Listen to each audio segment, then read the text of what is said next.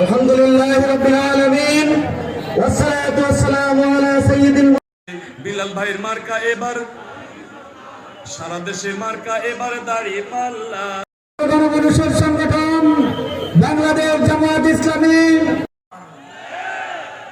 বাংলাদেশ কোন দিকে যাবে সেটা নির্ধারণের নির্বাচন হলো আগামী মাসের নির্বাচন। এই নির্বাচনে বাংলাদেশের মধ্যে আধিপত্যবাদী শক্তি আবার ফিরে আসবে না বাংলাদেশ তার আপন গতিতে চলবে সেটা নির্ধারণের নির্বাচন। সংগ্রামী ভাই এবং বন্ধুগণ, আমাদের বাংলাদেশে সম্পদের কোনো অভাব নাই।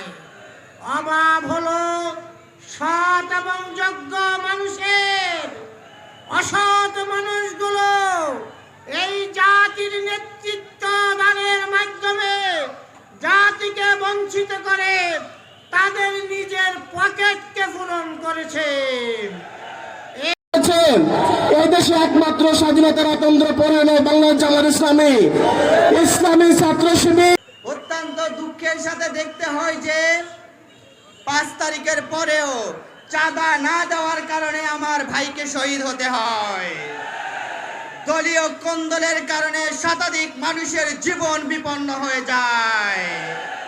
আমরা দেখতে পাচ্ছি নব্য ফেসিবাদ, নতুন স্বৈরাচার আবারও মাথাচাড়া দিয়ে উঠে বাংলাদেশের স্বাভাবিক পরিস্থিতিতে অস্বাভাবিক করার চেষ্টা করছে। তারা আমাদেরকে হুমকি দিচ্ছে, তারা নির্বাচনী জনসভায় কুপিয়ে দিবালুকে সন্ত্রাসী করে আমার ভাইকে শহীদ করে দিচ্ছে। বিএনপির সন্ত্রাসীরা আমার বোনকে হুমকি দিচ্ছে, আমাদের বোনদেরকে তারা বিবস্ত্র করে দিবে। আমি চাঁদপুরের যুব সমাজের প্রতি আহ্বান জানাতে চাই, হে তরুণ ছাত্র সমাজ, হে আমাদের ভাই, আমাদের এই জীবন একদিন অবশ্যই বিলিয়ে দিতে হবে। ঠাই আপনারা এই জায়গায় দিবেন না ইনশাআল্লাহ। সৎ লোকের ঠাই হবে শুধুমাত্র এই ফরিদগঞ্জ ইনশাআল্লাহ। উৎসটা কোন জায়গায়? আমাদের মূলত শক্তির উৎসটাই হচ্ছে আমাদের রব্বুল আলামিনের সন্তুষ্ট, এবং রব্বুল আলামিনের সন্তুষ্টির জায়গা থেকে মূলত আমরা আমাদের প্রতিটা কাজ সম্পাদন করি। দেখে থাকবেন আপনারা 17 বছর পর অনেকে দেশে এসে তারা আমাদেরকে শিখাচ্ছে যে তারা দেশে এসে যে আমরা নাকি গুপ্ত ছিলাম। দুর্নীতি যা করে সে নেতার মিষ্টি কথা আরে ভুলবো না ভাইরে, সে নেতা। আসসালামু আলাইকুম ওয়া রাহমাতুল্লাহি ওয়া বারাকাতুহু। ওয়া আলাইকুম আসসালাম। যারা স্বাধীনতার 54 বছর পর দেশ পরিচালনা করেছেন, 3টি দল, নৌকা, লাঙ্গল, ধানের শীষ, সবার প্রতি শ্রদ্ধা রেখে বলি, সকলেই সততা, নৈতিকতা, চরিত্র, মানব সেবা, মানবতা, মনুষ্যত্ব, ন্যায় বিচার, সুবিচারের পরীক্ষায় 3টি দল ব্যর্থ হয়েছে।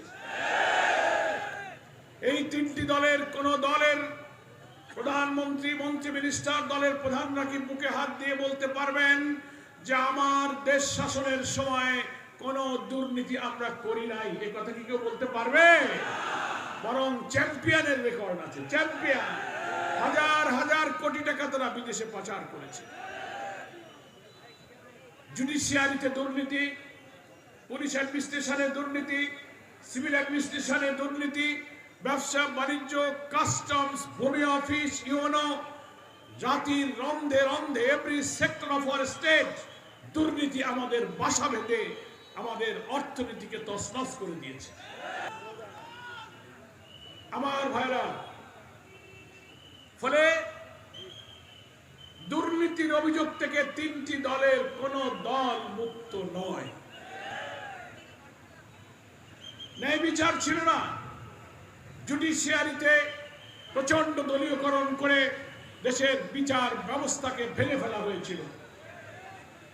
মানুষ খুন করবে, 1টা 2টা 5টা 7টা খুন, নারী ধর্ষণ, চাঁদাবাজি, মাদক, যদি সে সরকারের ক্ষমতাসীন দলের কোনো লোক হয় তাকে গ্রেফতার করা হবে না, সে বুক ফুলে ঘুরে বেড়াবে।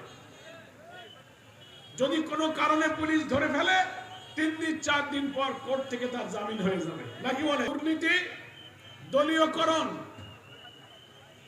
বিচার ব্যবস্থায় হস্তক্ষেপ, ভিন্ন দল মতের উপরে দমন পীড়ন সব দলের লোকেরা করেছে কিনা বলেন?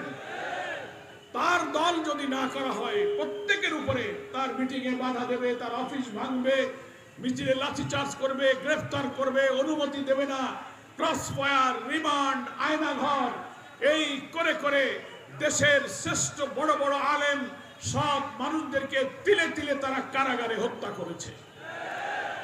বড় বড় বরেণ্য আলেমদেরকে বৃদ্ধ বয়সে কারাগারে ফাঁসিতে ঝুলিয়ে হত্যা করা হয়েছে। ফলে ভিন্ন মতের উপরে দমন পীড়ন চলেছে। অর্থনীতি শেষ, হাজার হাজার কোটি টাকা বিদেশে পাচার করবে সিন্ডিকেট। এই কথাগুলো আমি কেন বলছি? এই জন্য বলেছি যে শুরুতেই আমি কথা বলেছি যে 3টি দল জনগণের শান্তি কল্যাণের জন্য রাষ্ট্রের দায়িত্ব নিয়েছেন, তারা 3টি দলই এই রাষ্ট্রের সুখ সমৃদ্ধির উদ্দেশ্যে দায়িত্ব পালনে নির্মমভাবে, নিষ্ঠুরভাবে, ঘৃণ্যভাবে, লজ্জাজনকভাবে ব্যর্থতার পরিচয় দিয়েছে।